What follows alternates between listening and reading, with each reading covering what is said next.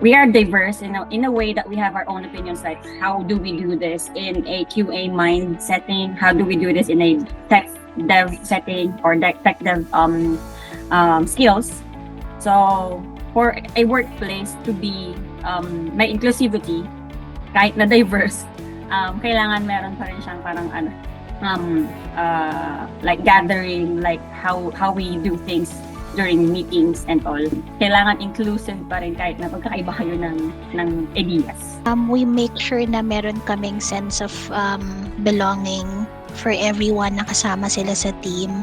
So it doesn't really matter kung yun nga iba-iba kami ng culture, ng backgrounds, basta laging meron kaming transparency in terms of kung ano yung dapat naming gawin. It's more about having equal opportunity for everyone rather than gunning for equal opportunity based on the outcome. Shared experiences from diverse backgrounds make for better community overall.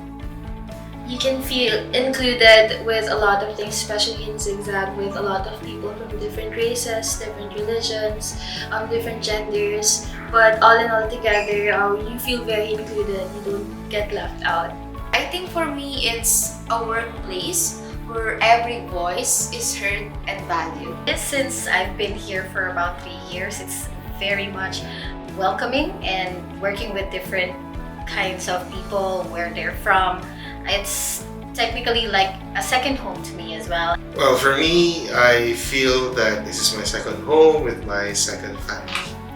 Diversity inclusion means that I have my family here, my friends. Diversity and inclusion for me means it leads to better decision makings because of different points of view of the people.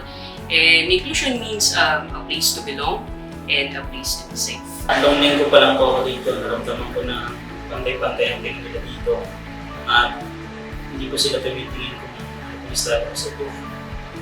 At ang pinagkaiba ko nito sa mga napasok ng kumpanya, ito po yung pinaka-the best.